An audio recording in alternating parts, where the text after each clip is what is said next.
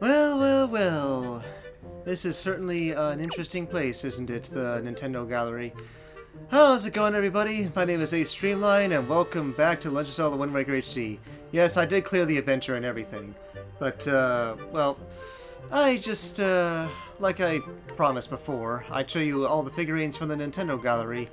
I just, didn't want to have to go through the stress of taking all the pictures myself. And, yeah, the guy that makes the figurines is no longer here. So in any case, for this video, I'm going to show you every single figurine you gotta take a picture of. But yeah, I'll still point out the helpful details about all that. But yeah, let's take a look at their information and whatnot. Here's little Makar. Makar, birthplace, the Forest Haven, personality, frivolous. Makar is in charge of the musical performance at the ceremony held each year by the Koroks in the Forest Haven. The instrument he uses appears to be a cello, but is actually a violin. Yeah, he's not holding onto it though. You figurine maker, you're lazy, except for this guy over here. Hello, Fado.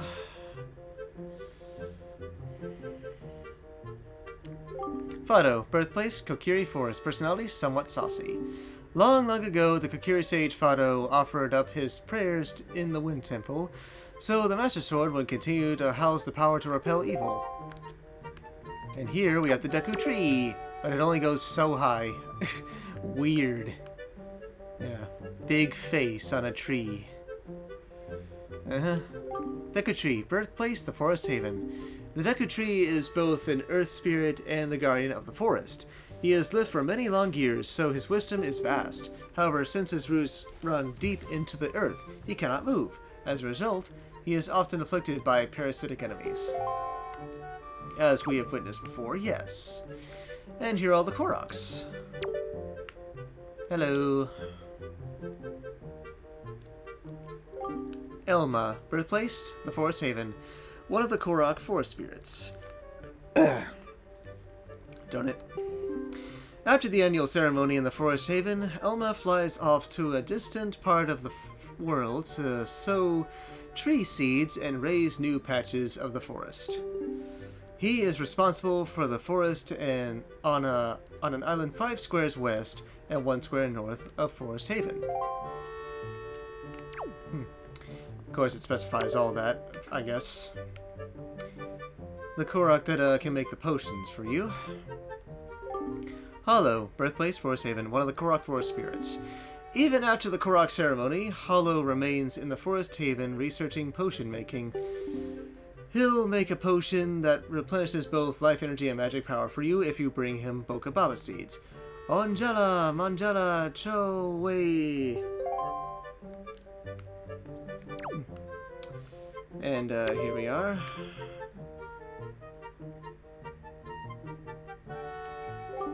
Olivio, birthplace, the Forest Haven, one of the Korok forest spirits. After the annual ceremony in the Forest Haven, Olivio flies off to a distant part of the world to sow tree seeds and raise new patches of the forest. He is responsible for the forest on an island 1 square west and 3 squares north of the Forest Haven. Next.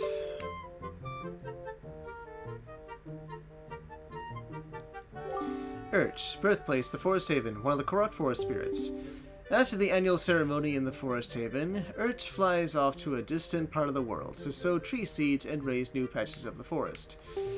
He is responsible for the forest on an island 3 squares west of the Forest Haven.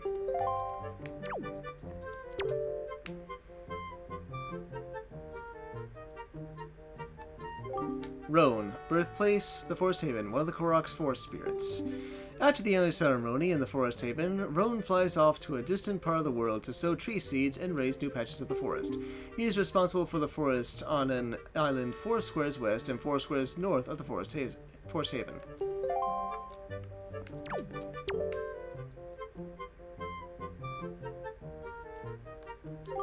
Drona, birthplace, the Forest Haven, one of the Korok forest spirits. After the annual ceremony in the Forest Haven, Drona flies off to a distant part of the world to sow tree seeds and raise new patches of the forest.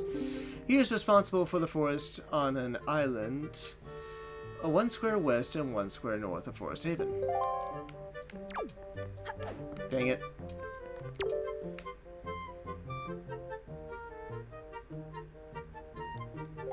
Linder, birthplace, the Forest Haven, one of the Korok forest spirits. After the annual ceremony in the Forest Haven, Linder flies off to a distant part of the world to sow tree seeds and raise new patches of the forest. He is responsible for the forest on an island 4 squares west and 2 squares north of Forest Haven. It's only 2 more Koroks.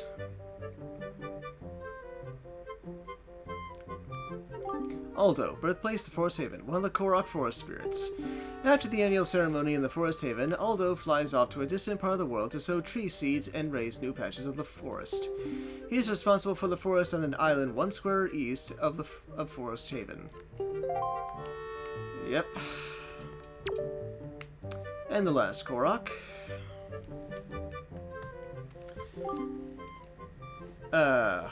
Okin. Yeah, that's how it's pronounced. Birthplace, the Forest Haven, one of the Korok forest spirits. After the annual ceremony in the Forest Haven, Okin flies off to a distant part of the world to sow tree seeds and raise new patches of forest. He is responsible for the forest on an island 4 squares west and 5 squares north of Forest Haven. And here's the figurine maker. Yeah, just take a picture of him and he'll make himself. Karlov, the sculptor, birthplace unknown, occupation Nintendo Gallery Master. With unmatched talent, he is the world's greatest sculptor. It's said the reason he won't let anyone watch him sculpt is because he does so in his underwear. Awkward. Lately, his club has been losing membership because he hasn't done anything cool with it. But as long as Ace hangs around, everything will be alright. And the guy that likes figurines that walks around here. If you look closely, you can see that there's a classic 8-bit enemy on that folder that's on his shoulder. Manny, birthplace Windfall Island. Favorite things? Figurines. He used to always sit at home and rarely go outside, but his passion for Nintendo Gallery kept him moving, and he finally earned membership in it. Yep, they are fun to look at, all of them. That's all of Forest Haven.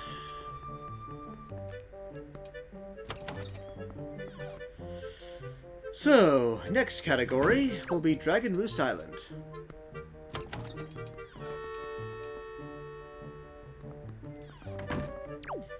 And inside here, yeah, we have a lot of different Rito that walk around and stuff. Gogoli, birthplace Dragon Roost Island. He always seems to be worrying about the state of the island, but no one has ever seen him working to improve it.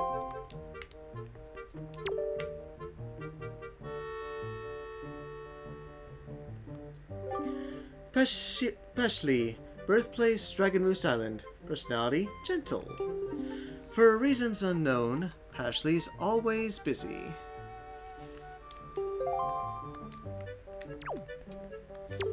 And here we have 2 guards.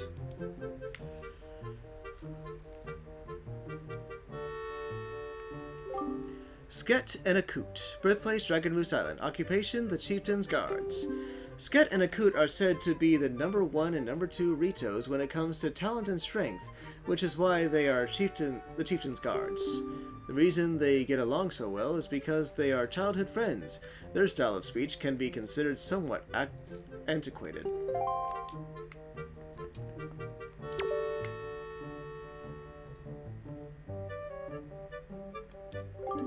Koboli, birthplace Dragon Roost Island. Occupation, mail sorter. Koboli is the 3rd generation in a family of postmen, but rumor has it that an ancestor of his in an age gone by was also a postman.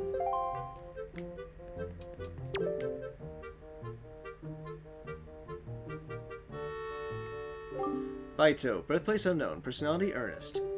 Baito is very earnest when it comes to mastering a job. He often misses his mother and gets homesick, which can be quite hard on him. He wants to be like Ace.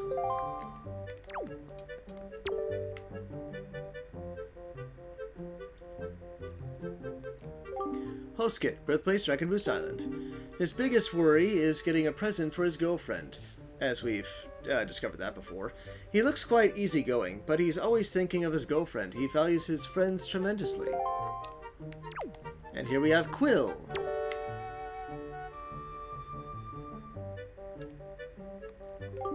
Quill the Postman, birthplace Dragon Roost Island, personality dutiful, passionate. Quill has courage, if nothing else. He is admired by his fellow Rito, and the chieftain places great trust in him. Here we have Valu. Valu, birthplace Dragon Roost Island, sky spirit. Valu has lived on Dragon Roost Island and protected the Rito since long, long ago.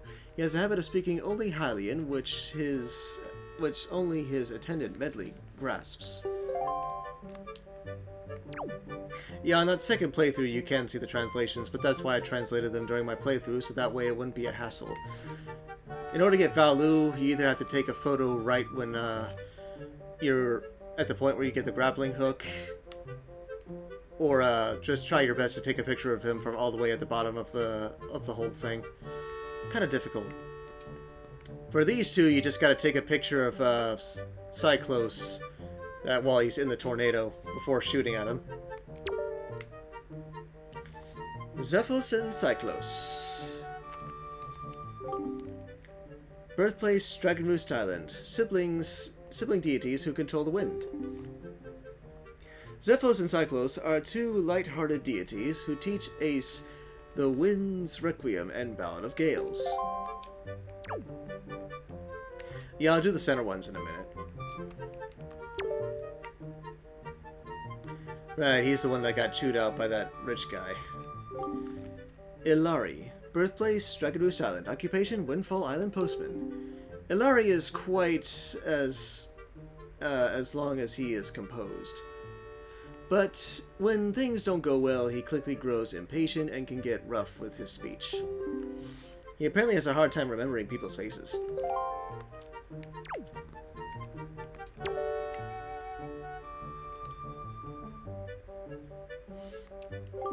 Namali. Birthplace, Dragon Roost Island. Personality, worrisome. Namali doesn't really have any distinct characteristics per se. Guess not. And we have two other guards as well.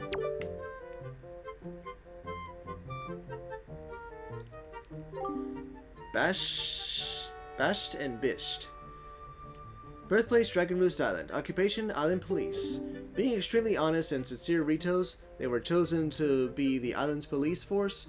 When you talk to them, they speak frankly about events on the island.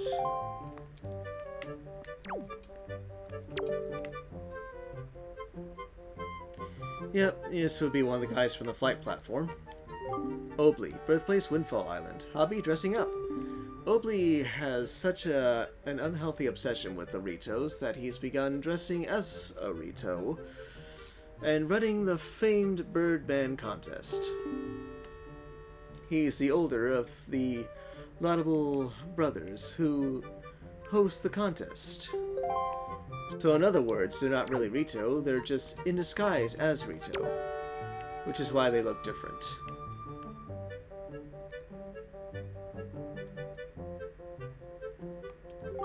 Willie, birthplace Windfall Island. Hobby, dressing up. Willie used to be a very average carpenter on Windfall. He is so long to soar the skies that he began dressing as a Rito. He's the younger of a laudable pair of siblings. Hello, Medley.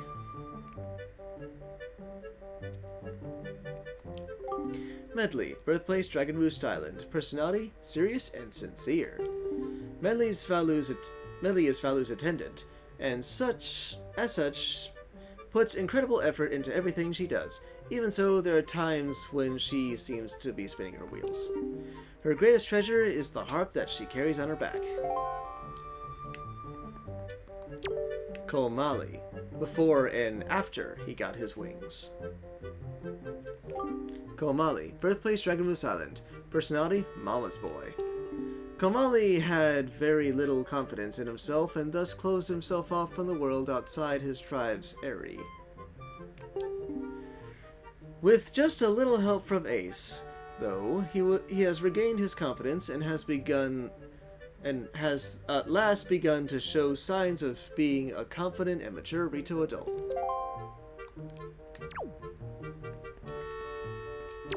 And here we find another familiar face.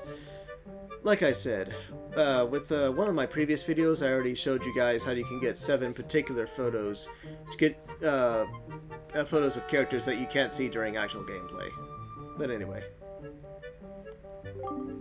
Laruto. Birthplace, Zora's domain. Long, long ago, the Zora sage Laruto offered up her prayers in the Earth Temple, so the Master Sword would continue to house the power to repel evil. And we finally come to the Chieftain.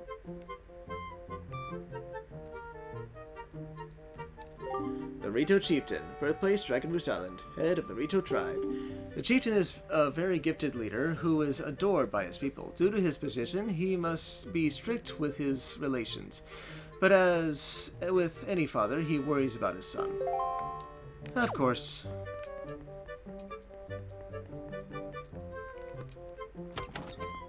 That's the end of Dragon Roost Island. We now come to standard enemies.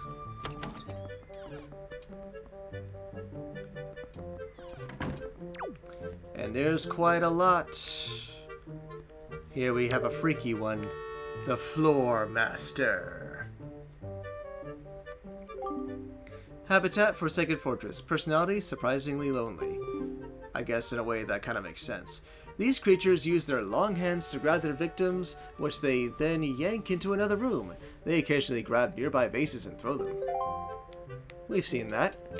And here we have a Magtail. Kind of a mini version of Goma. Magtail. Habitat, Dragon Roost Cavern. Weakness, water. These creatures are covered in a hard exoskeleton that not even the searing heat of lava can penetrate. Their eyes are their only weakness. Eyes? Well, I guess if you would count multiple Magtails, not just one. Magtails can be picked up and carried around when they're rolled into a defensive position.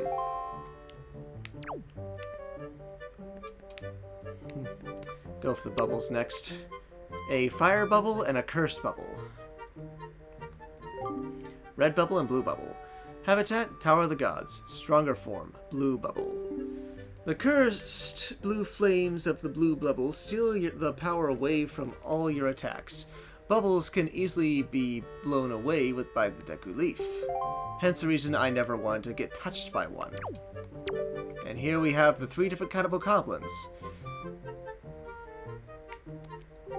Bokoblins. Habitat, Forsaken Fortress. Spoils, Joy Pendants. These little imps wield sharp machetes and boko sticks when attacking. If they have no weapon, they'll attempt to fight hand to hand. Give me just 1 second, guys. I kinda need to grab a drink real quick. Okay. Nothing like something ice cold, am I right? Ugh.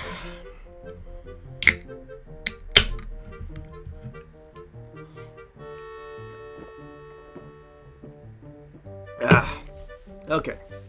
I'm good. Now then. Keese. A normal one and a fire one. Keese and Fire Keese. Habitat, Dragon Roost Island. Least favorite thing, projectiles. Of course. These bats fly around dark places and attack anything that moves. Great care should be taken around fire Keeses that appear during times of volcanic activity. And here we come to some annoying ones. Rats, as well as bomb rats. Rat. Habitat, Forsaken Fortress. Favorite food, all-purpose bait. These creatures attack spontaneously and attempt to steal rupees. The ones that carry bombs around are apparently known as bomb shoes. Yep. As usual items that you just place and then they just go in a straight line. But in Majora's Mask, they actually have real bomb shoes. They basically just look like brown rats that have bombs on their tails. The Bokababa. Bokababa. Habitat, Forbidden Woods. Spoils, Bokababa seeds. These creatures that mimic Bababas attempt to swallow anything that comes near, defeat them by stunning them with a jump attack, and then cutting their stems. Peahats.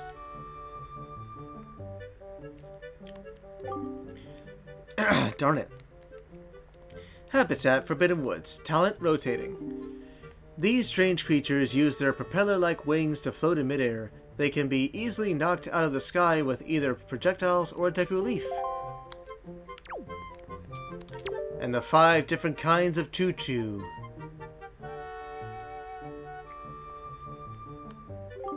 Choo-choo. Habitat: varied. Spoils: chew jelly. There are choo-choos of many different colors, with all their own distinct characteristics. In general, they are most susceptible to projectile weapons. Yeah.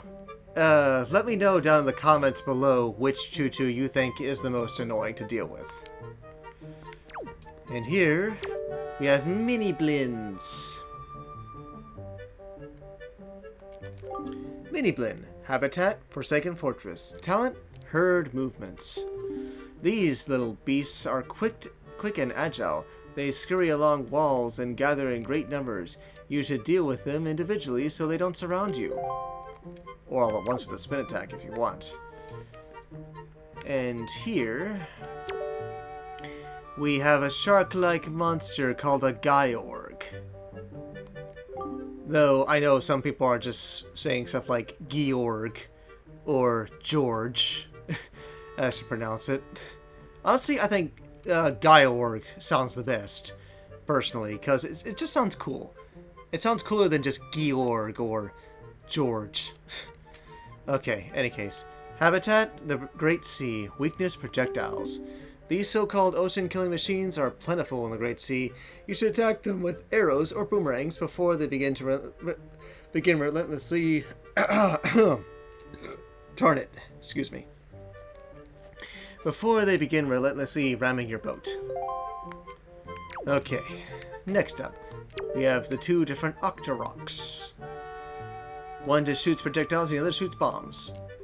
Octorok. Habitat: the Forest Haven and the Great Sea. Series: exemplary... I don't know how that's pronounced. Exemplary enemy. When approached, these creatures tend to hide in the water. They can easily be defeated by reflecting rocks. The rocks they shoot with a sword or shield, as I demonstrated that. Sea hats. I dread these things. Sea hat. Habitat: the Great Sea. Weaknesses: projectiles. These tremendous flying fish can be found only on the Great Sea. A large school of them will ram ships incessantly, trying to break them, so it is best to attack them from a distance. And here we have the annoying bird. The Kargarok. I kept saying Clamorock before, but I guess I kept on screwing that over. I knew it was something like that, so my apologies. Kargarok. Habitat: Dragon Roost. Spoils: golden feathers. These fierce and dangerous opponents often carry bokoblins and moblins into battle. You can use your grappling hook to steal their golden feathers. As I've done that before as well. Oh, I hate this enemy so much.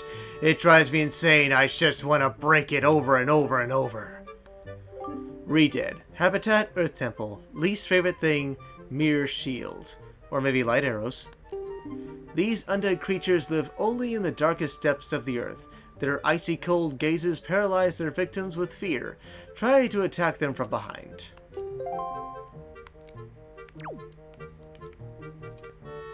Yes, yeah, I usually do that. The 4 different color pose. I thought there were red ones too. Poe. Habitat: Earth Temple. Best attack: Possession. These ghostly creatures have no physical form, so physical attacks pass right through them. Shining light on them with the mirror shield will make them take form. Yeah. Morths. These things are just a little bit of a nuisance. Morth. Habitat: Forbidden Woods. Least favorite thing: deku leaves. Heh, guess I never really decided to use the Deku Leaf on them. These creatures attack in groups and cling to the bodies of their prey. A spin attack is the best way to shake them off. They're light and vulnerable to Deku Leaf blasts. I'll go ahead and do this one first. The Armos. Armos. Habitat, Tower of the Gods, Vulnerability, Arrows. These small statues shift into autopilot and attack prey. Shoot them in the eyes with an arrow to silence them, and then destroy them by hacking their crystal backs. And the last one. Death Armos. It is rude to keep your mouth open. Or almost night. I kept getting that wrong so many times. I guess I was just thinking about the Death Armos from Majora's Mask. That's what threw me off. Doggone it. Alright, anyway. Habitat, Tower of the Gods. Vulnerability, Bombs. These auto-homing statues were created to deter intruders. To destroy them, you must toss bombs into their gaping mouths. Yeah, fortunately, all that progress I did that was on the playthrough that I just did before this bonus episode is all done here on this profile as well. So making it a new game was really no issue at all. So yeah, that's it for standard enemies. Next up we have Elite, Mini-Boss, and Boss enemies through this door. Look at them all. Any case, the Dark Nut. Habitat, Tower of the Gods, spoils Knight's Crest. These mighty knights are protected by heavy-duty armor. Rather than attacking from the front, it might be best to slip around behind them and cut their armor off. Yeah, I'll kind of just go around.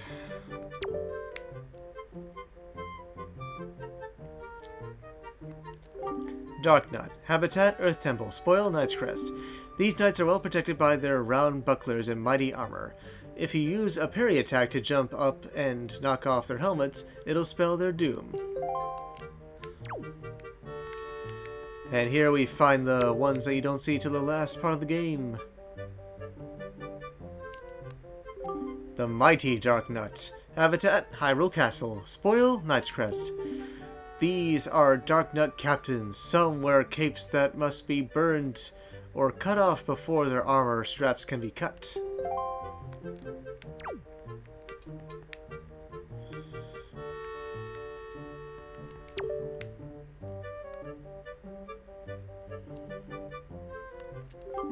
Moblin.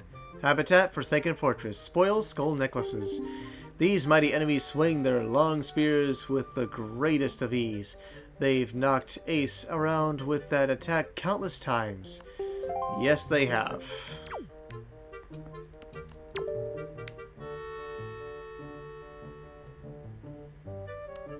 Phantom Ganon. Habitat, Forsaken Fortress. Effective weapons, light arrows and Master Sword. This is a phantom that Ganondorf created in his own likeness. Use your sword to knock back the balls of magic that he hurls, and then attack him when he is stunned. Actually, you can also use empty bottles to deflect his magic attacks. Bit strange, but you can also do that in Ocarina of Time too. Yeah, one boss that's not affiliated with Ganon.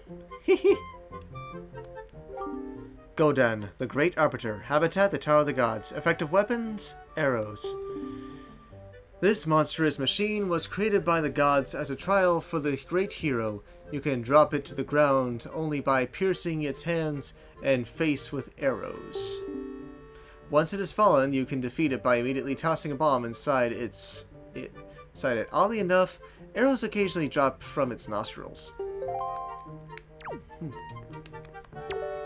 And here we have Wizrobes. Habitat, Tower of the Gods. Magic, Fire Summons. These mighty mages are adept at wielding flame and summoning other creatures to their aid. The only way to defeat them is to try to predict their movements and attack them during the brief moment that they assume physical form. And here we have the mini-boss Wizrobe.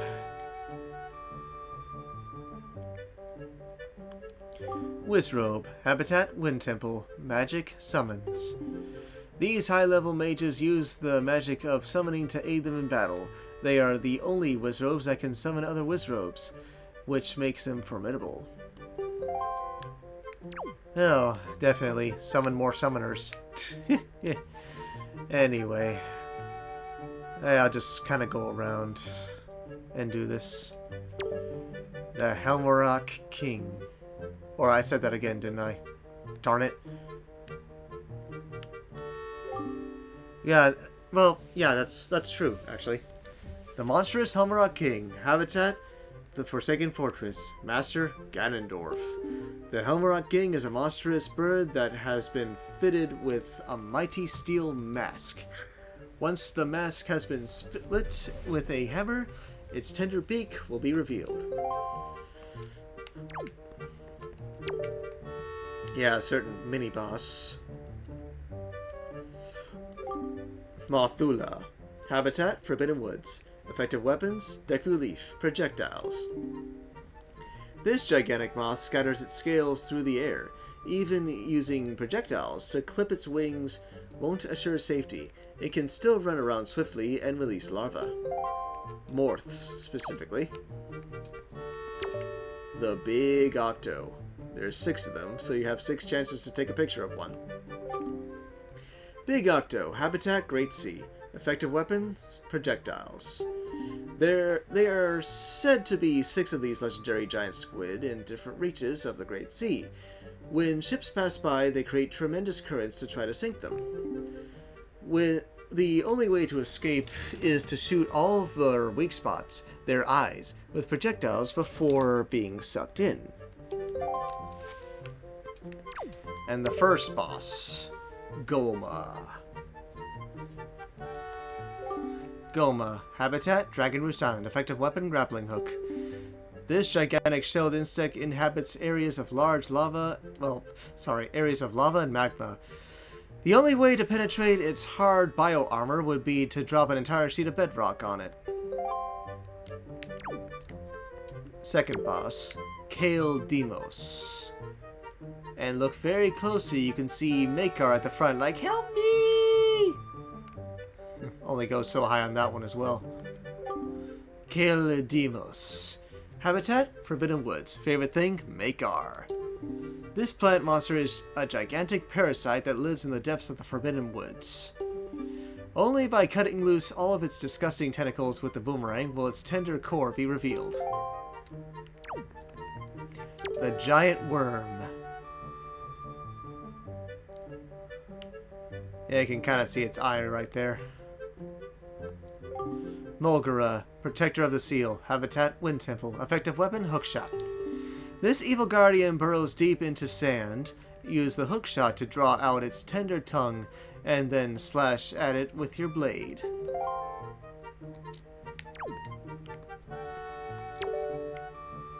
The Puppet Ganon. Puppet Ganon. Habitat, Ganon's Castle. Effective weapon, light arrows. This is a gigantic marionette created by Ganon himself. It transforms into 3 different shapes, but all are vulnerable to rays of light. Rather than shooting randomly at it, try to deduce it when it can be easily targeted and then take advantage of your chance. Yeah, the only bosses that are like replayable in this game from like a profile that you just had to complete and then just time warp back after defeating Ganondorf would be the 4 Phantoms, Puppet Ganon, and Ganondorf himself, but you gotta get through Puppet Ganon to fight Ganondorf again. Astolfos. Isn't that weapon too heavy for you?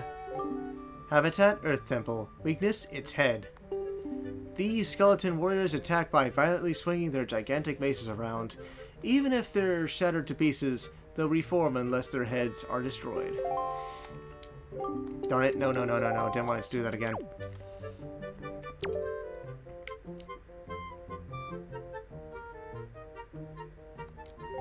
Dalhala, Protector of the Seal. Habitat, Earth Temple. Underlings, Pose. This gigantic ghost rules over all Pose. After reflecting light onto it with the mirror shield, you can lift it and throw it around. And the final boss that I fought just a moment ago in the last part. Ganondorf. Base of operations, Ganon's Castle. Effective weapons, light arrows, Master Sword. The possessor of the Triforce of Power, Ganondorf controls many fell beasts. It is useless for Ace to try to face him alone. He must look for an ally who can aid him in battle. Zelda, of course.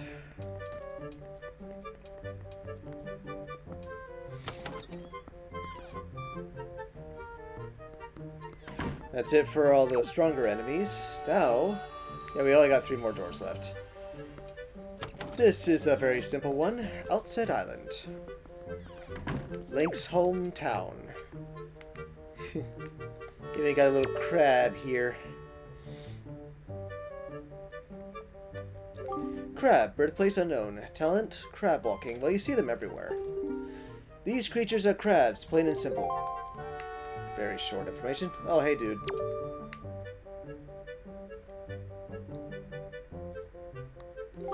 Mesa, birthplace Outset Island. Personality, slacker. Mesa performs his chores at very much his own pace. His vegetable patch is always full of weeds, and he spent most of the year trying to clear it out. He's surprisingly timid and often can't fall asleep at night. He's currently looking for a wife.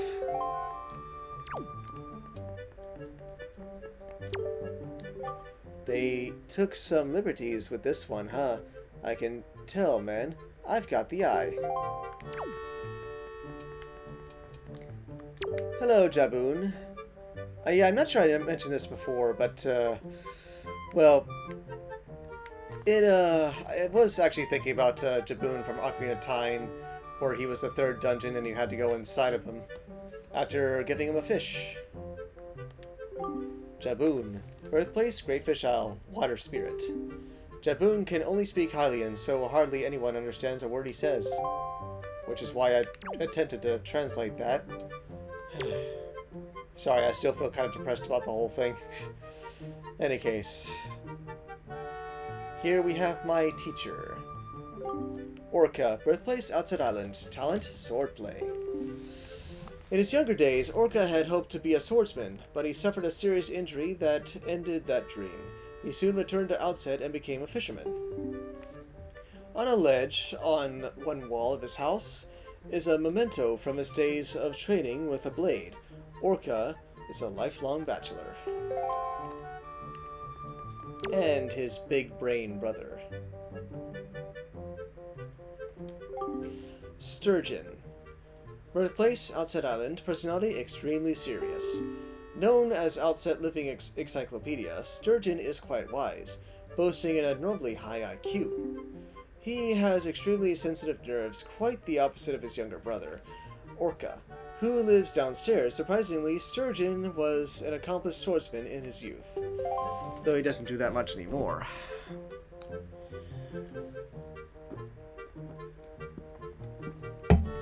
Okay.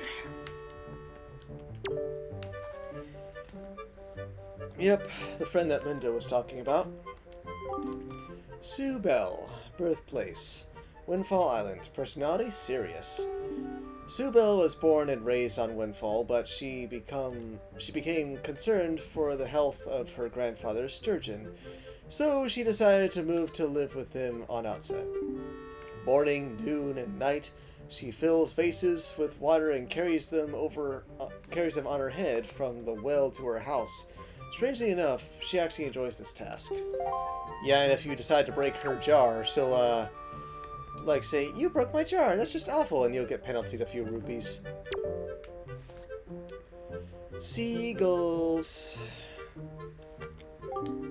Birthplace unknown, but you see them everywhere. Talent, flying. Seagulls soar freely over the great sea. They love hoey pears above all other foods, and eating them simply steals their hearts. In a way. Ariel. Ariel, birthplace, Outset Island. Personality, kind and true to her family. Ace's energetic younger sister is adored by all who meet her. Her current goal is to learn how to fetch water so she can help out her grandmother. Her most treasured belonging is a telescope bearing a drawing of a seagull. Hello, Grandma. Ace's grandma. Birthplace, Outside Island. Personality, Worrywart. This kind old woman works hard to raise her two grandchildren. She's a very talented cook. Her special elixir soup is sure to raise anyone's spirits.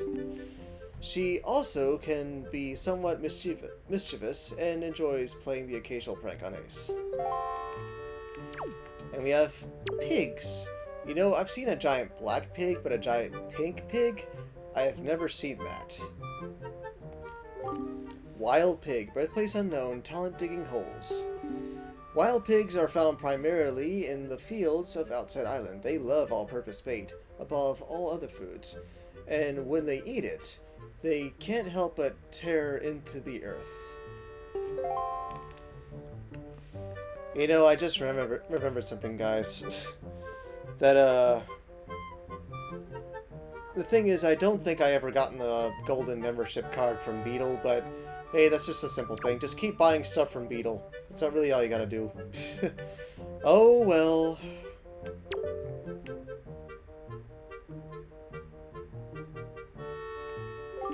Rose, birthplace, Outside Island. Favorite thing, animals. The mother of Joel and Zill, Rose is a woman of reflectionally simple tasks. But she is a demanding mother. She has the bad habit of trying to laugh her way out of lies. Not a very good mother, huh?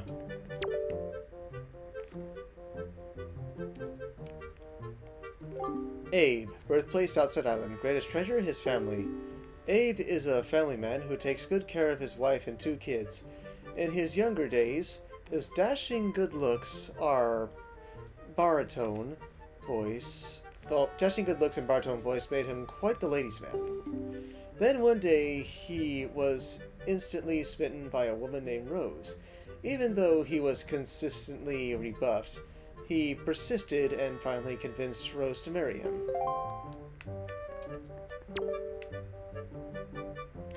Yeah, one of the little sons. Joel, birthplace, Outside Island. Main interest, sticks. Joel's dream is to grow up as soon as he can, so he can jump across boulders just like Ace. Both he and his younger brother Zill distinctively remember their father.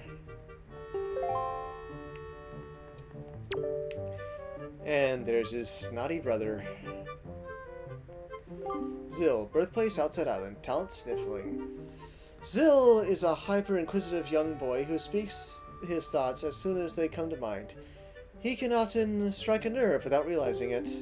He likes to intimidate his older brother Joel, and strangely enough, it seems that he actually lets his nose run on purpose. Yeah, not a very smart thing to do. Might give you a serious health condition there. Now we come to Windfall Island.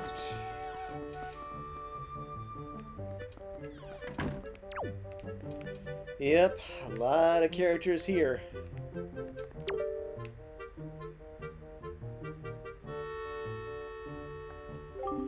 Minenko. I don't know how it's pronounced. Birthplace, Windfall Island. Favorite thing, pictographs.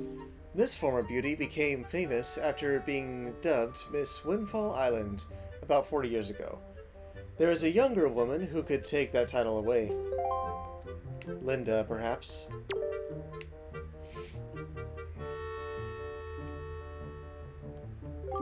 Missy, birthplace, Windfall Island. Her son, Dampa the Sailor. She's just an ordinary elderly woman.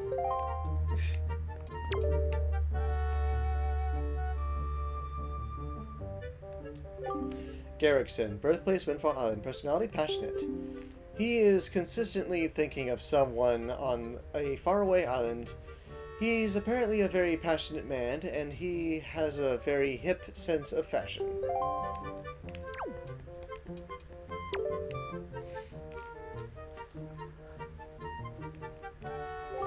Anton, birthplace, Windfall Island. Favorite activity? Kickboxing. The reason his second favorite hobby is taking walks is because it keeps his legs in shape. He's had his eye on a certain young lady lately.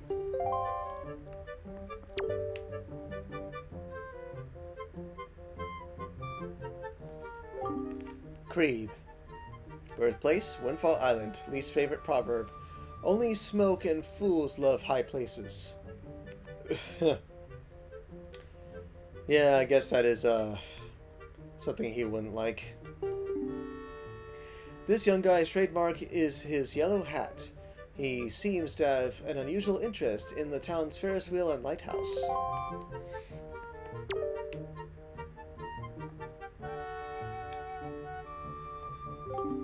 Poppy and Vera, birthplace Windfall Island. Hobby, gossiping. Poppy and Vera are the town's most talkative pair of ladies, and they are always spreading idle gossip. Lately, they've been obsessed with Lenzo. Yeah, apparently so. Here's the shopkeeper. The shop guru Zunari. Birthplace? A cold island. Pet phrase, dear me.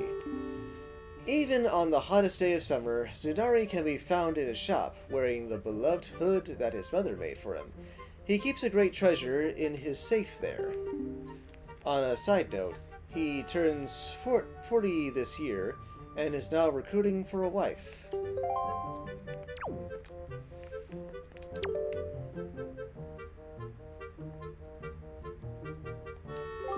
Tot, birthplace Windfall Island, talent dancing. Oops. Oh, okay, it's still going. I pushed the wrong button there for a second. This young fellow dreams of becoming a professional dancer. He dances before a strange stone monument day and night. This smooth dancer may still be practicing, but he is also recruiting for a partner. Hello, Lenzo. The pictographer, Lenzo. Birthplace unknown, personality hard to grasp. Lenzo is a famed pictographer known to all. His mysterious personality is quite popular with the ladies in town.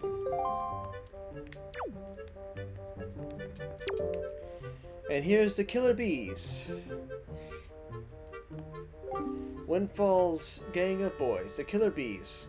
Birthplace, Windfall Island. Main objective, raising trouble. This small gang of 4 calls itself the Killer Bees. Starting from the left, the members are... The leader, Ivan, a very talented and reliable leader. Leave all tree climbing to him. Jin, the fox, Ivan's quick-witted advisor. His worry insults can be hard to take. John, the blue hair. He uses innocent looks to avert trouble. He's the Killer Bee's thug, apparently.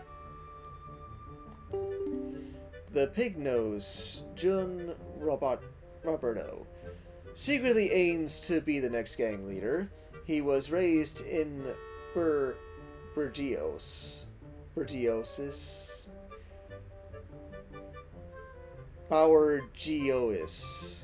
kind of hard to pronounce, family, and has developed into a terrible little tyrant. When these 4 together, they fear absolutely nothing. Kids these days. Hello, Miss Mari. I see you got your joy pendant on. The joyful teacher, Miss Mari, birthplace Windfall Island. This year's lucky number, 20. This year marks the 20th year this splendid individual has worked as Windfall's school teacher. Her hobby is collecting joy pendants. Her goal in life is to raise unique and creative students. The most unique thing she's ever created is her own hairstyle, apparently. And the 2 girls you see out by the edge of the island. Poltava and Joanna, birthplace Windfall Island, nickname the Little Tipsters. These 2 girls are talented at hitting on island rumors, seemingly without any tips or advice from others. Children can be really frightening sometimes. in a way. And here we come to the rich people who became poor.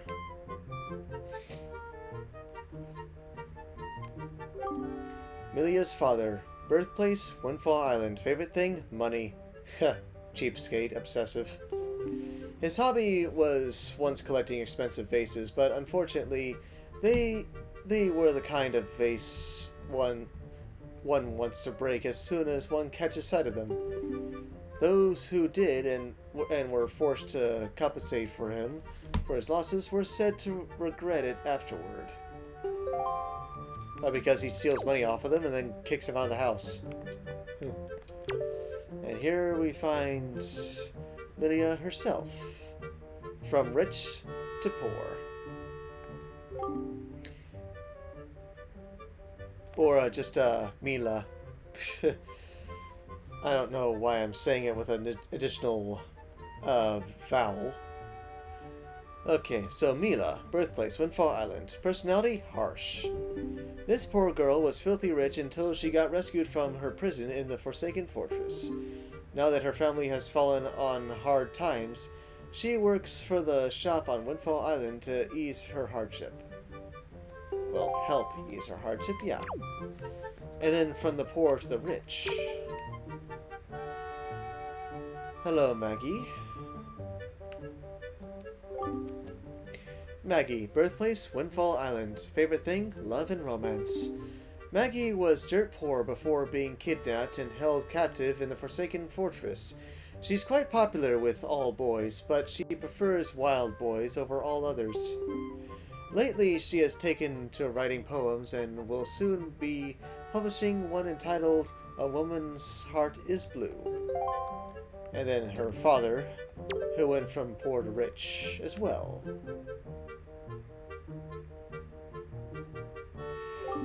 Maggie's father. Birthplace, Windfall Island. Personality, not particularly good. Surprisingly, Maggie's father is quite confident that he is the epitome of fashion. It would probably be more accurate to say that the clothes he wears are distinct. He seems to especially like vintage clothes and jewelry. Of course he does. Yeah, still a handful more. Hello, Gummy. Gummy the Sailor. Birthplace, Windfall Island. Favorite spice? Pepper. No one knows where he gets his spending money from, but this nifty sailor spends night after night, unwinding at the auction.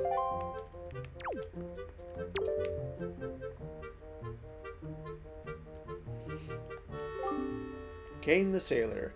Birthplace, Windfall Island. Favorite occupation? Artist. Long ago, Kane longed to be an artist or a sculptor, but circumstances in his home life forced him to become a sailor. He's still critical of all artistic expression, though. Yeah, he's the guy I had to bring the pigs to. Dampa the Sailor. Birthplace, Windfall Island. Favorite animal? Pigs. Dampa recently got some pet pigs, and now they're all he can think about. He really confirms the old adage about pets and their owners.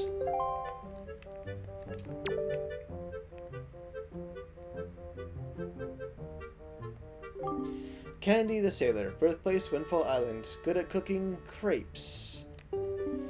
At first glance, Candy looks like a little intimidating, but he's actually extremely kind and quite knowledgeable. He's always happy to share his knowledge, too.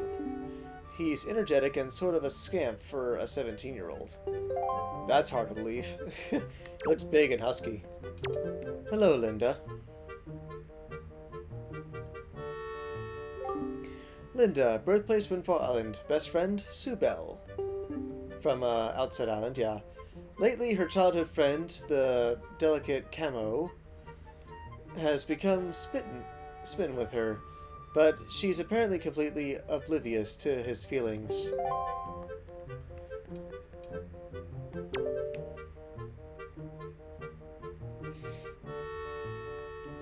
Camo, birthplace, Windfall Island. Years with no girlfriend? 18. Yeah, that's pretty much why he's down in the dumps and whatnot.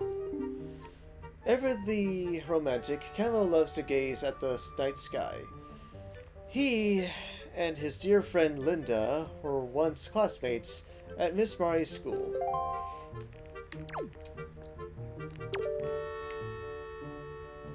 Here we have the potion scientist. The potion master, Doc Bandom. Birthplace, Windfall Island. Favorite food, chew jelly. Doc Bandom spends his days researching choo-choos in his potion shop. He visits Pawprint Island now and then to collect the chew jelly he uses to make his potions. He considers himself a potion artist, and, like an artist, he's quite whimsical. Yeah, the bomb shopkeeper. Yeah, he looks like he's all smug and whatnot. And then he just goes from being a normal shop owner. Bomb Master Cannon. Birthplace, Windfall Island. Mood, shifts violently. Cannon is the world's only maker of bombs. He considers himself a magician with gunpowder and other explosives. His hairstyle is as unique as his talent.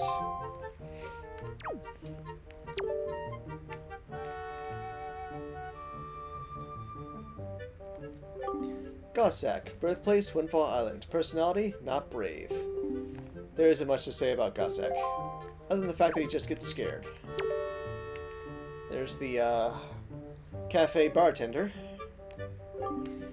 Gillian. Birthplace, Windfall Island. Workplace, the cafe bar. Gillian manages the cafe bar, or is it Ghislaine? I don't know. The cafe in place of her now ill father. It seems she had a boyfriend, but that info is top secret. And last one.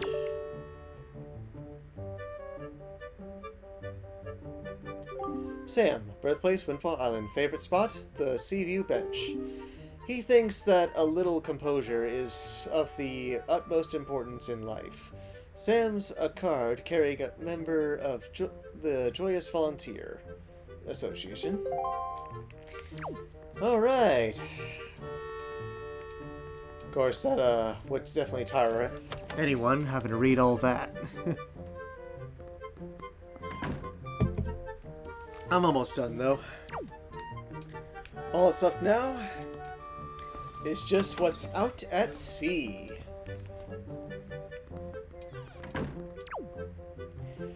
So, yep. Likewise, I'll just go around. First off, we have Tetra, and as stated previously, take a picture of her, you get all the pirates here.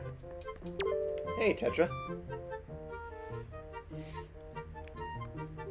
Tetra, personality, elusive. Tetra seems bossy and strong-willed, but she's actually quite kind. Orphaned at a young age, Tetra followed in her mother's footsteps, becoming a pirate and watching after her mother's gang of lovable swabbies. Tetra and her crew are in search of a legendary treasure hidden beneath the waves of the Great Sea. Hello, Gonzo. Gonzo, personality, short-tempered. Favorite thing is Tetra. Leader of Tetra's family of pirates, Gonzo seems to be quite strong, but he cries at the drop of a hat.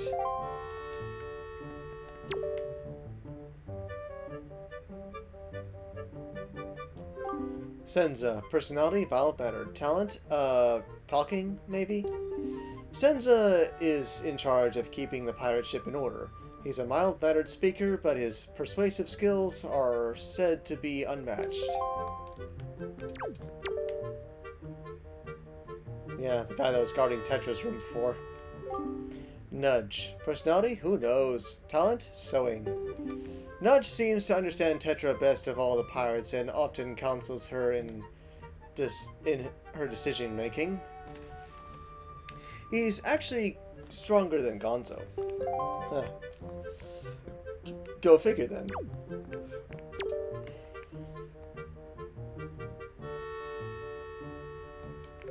Zuko. Personality? Taciturn.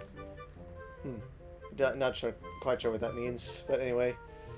Talent? Spying. Zuko is in charge of keeping watch. His sharp eyes can read signs a mile off, but no one really understands what he says. So they rarely know what he's seen. And here's the fun guy, Nico. Nico, personality, Mary, least favorite thing, Gonzo's underwear. Nico is the bottom rung on the pirate ladder, so he's responsible for all the odd jobs on the ship. He is quite childish and rarely thinks of the consequences of his actions. Even so, he shows signs of having what it takes to move up the pirate ladder.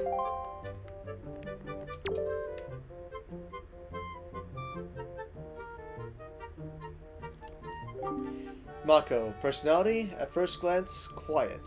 Least favorite thing, having his glances touched by strangers. Mako is called the brains of the ship, and the king of invention. He may look like a weakling, but his glasses give him keen eyesight, and he's unstoppable when mad. Not many know this, but he keeps a knife hidden in that thick book of his. Ooh. Deadly sneak attack, much? Hello, merman. You're a big help. Fishman. Oh, in the strategy guide it was called a merman. But anyway. Birthplace, the Great Sea. Personality, honorable, dutiful, and surly. Apparently, these fish were aided long ago by the King of the Red Lions, which is why they're now willing to offer Ace valuable information. Unfortunately, much of their information is off the mark, but for many long years they have suffered from stiff necks, but none of them know how to cure it. King Daphnis. As said before, picture of King Daphnis will give you Zelda 2.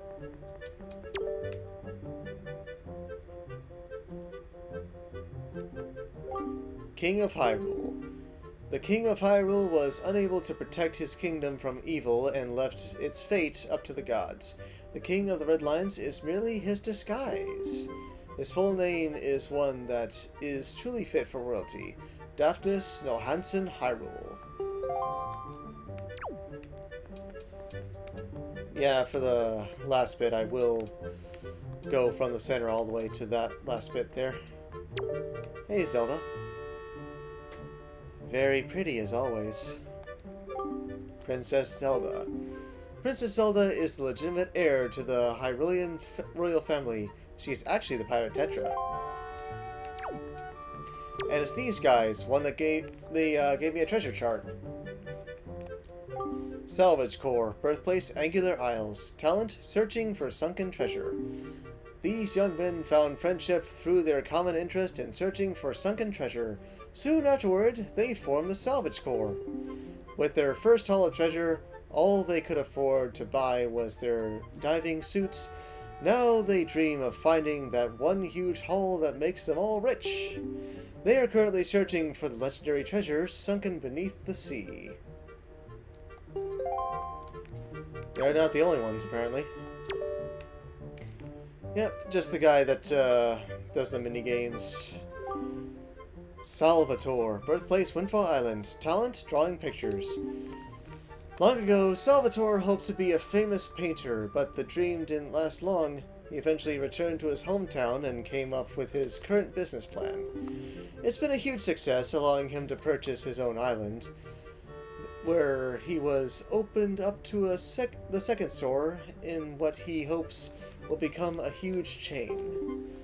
He's now busy trying to think up that one idea that will spark his next big endeavor. This guy is also in charge of the boating course. Lute the Sailor, birthplace Windfall Island. His only fear, the merman.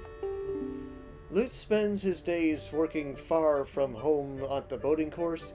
He takes his earnings straight to the cafe bar on Windfall Island to enjoy a relaxing beverage. Beetle, and he's got that helmet. Of course it's him. Beetle, birthplace unknown. Favorite thing? Bugs, especially beetles. A businessman by nature, Beetle's sales pitched is unmatched. He hopes to open a chain of trading posts where people can buy, sell, or trade anything. And here we come to the 4 goofy goobers. Tingle, birthplace unknown. Favorite thing? Fairies deciphering maps. It's been several years since Tingle first became enchanted with deciphering maps in the hopes it would help him find fairies. And he's lost many things during that time.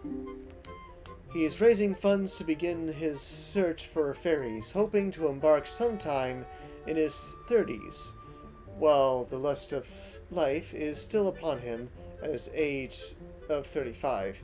The pressure's on. Here's Tingle's brother. Ankle, birthplace unknown. Favorite proverb? One may as well hang for a stolen sheep as for a stolen lamb. Since being taught how to decipher maps by his older brother Tingle, Ankle has been supporting his good-for-nothing twin brother Knuckle. The only time he feels he can truly be himself is when he's tending to the Tingle Island flower garden. And I guess just another guy that dresses like them. David Jr., birthplace Windfall Island, occupation treasure hunter. 17-year-old David Jr. set out to sea with dreams of finding the treasure of the ghost ship that is now deceased father. That is his now deceased father once saw. He gets seasick quite easily and was in such a state when he awoke in a daze on Tingle Island. Ankle told him that self comes before wealth, and he's been working in the tower ever since. He really hates the uniform. Well, I guess a lot of people do. And here's Knuckle. The only way to take a picture of this guy is to find the 5 Tingle statues, as I have demonstrated. Knuckle, birthplace unknown, occupation carver. Knuckle is another one of Tingle's younger brothers. He happens to be Ankle's twin. He finished carving Tingle Tower when he was 10 years old, the head of his studio.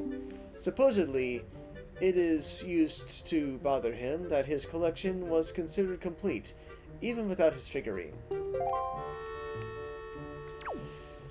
Yeah, thing about Knuckle, though, on the original version, on the GameCube, if you use the Tingle Tuner and then you decide to head to Outset Island, you'll see him on the Tingle Tuner and then he'll tell you to do stuff. And I guess that's what causes him to appear on the Tingle Island in the original version. But anyway, here we have just a normal, ordinary fairy. Fairy, birthplace unknown, and first impression? Good. Fairies are the most reliable of creatures. When their master's life energy has been depleted, they immediately come to his or her aid. They can be carried in bottles. Here we have the Great Fairies. Basically, if I remember correctly, well, it's kind of hard to tell. I know the green one gives you magic, the blue one, I believe, gives you rupees. I think the red one gives you bombs, and the purple one, I can hardly tell between the purple and red ones, between like giving you bombs and arrows, stuff like that. But they are interesting colors, aren't they? The Great Fairy. Birthplace, Angular Isles. Talent, powering up. The 7 great fairies who are destined to aid the great hero by increasing his powers are hiding in 7 different reaches of the Great Sea. Yep. And we also have the Queen Fairy. So small and cute. Queen of Fairies, birthplace Fairy Island. Talent, empowering arrows with fire and ice. She appears to be but a child. But she is much greater and more powerful than the great fairies. She will grant Ace the power to add fire and ice to his arrows.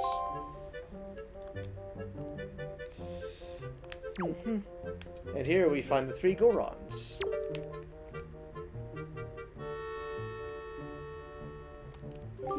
Traveling merchants, birthplace unknown, favorite food, rocks. These businessmen are traveling the world in search of curios and oddities. each with the hope of someday opening his own shop. Nobody knows where these wandering merchants have come from or where they're headed. And we see this guy occasionally. Old Man Ho-Ho. Birthplace unknown. Favorite thing? Telescopes. Old Man Ho-Ho found his first telescope after retiring from his job and has been traveling in search of new sights ever since. A new discovery always awaits at the far end of his telescope, including the kaleidoscope he got before. And your reward for getting every last figurine is this figurine right here, with Link and the King of the Red Lions. After that, the figurine developer just leaves. Ace and the King of the Red Lions. Birthplace, outside island. Favored hand, left. The hero of the wind, Ace uses the Wind Waker to control the wind and sail the seas on his mysterious boat, which is actually the King of Hyrule. Surprisingly, he seems to have an unnatural interest in figurines, and has at last completed his collection. He is now the master of the Nintendo Gallery. And with that, that brings my showcase of the Nintendo Gallery to an end. Alright, that did take a long time, but hey, it was better I fit that all in one video. In any case, that brings an end to my playthrough of the Wind Waker. I really hope you guys enjoyed me going through this. I hope the whole thing was helpful. Yeah, the only thing I forgot about was just buying stuff from Beetle to the point where you get the, this card right here. You get that, it's just something that discounts prices, I guess. But, yep. Any case, yeah. I'm tired right now, so I'm gonna go ahead and take a break after doing all that, so... Yep. Hope you guys enjoyed the video. God bless, and... well... this is Ace Streamline signing off. I will see you in the next one. So long, farewell, until we meet again.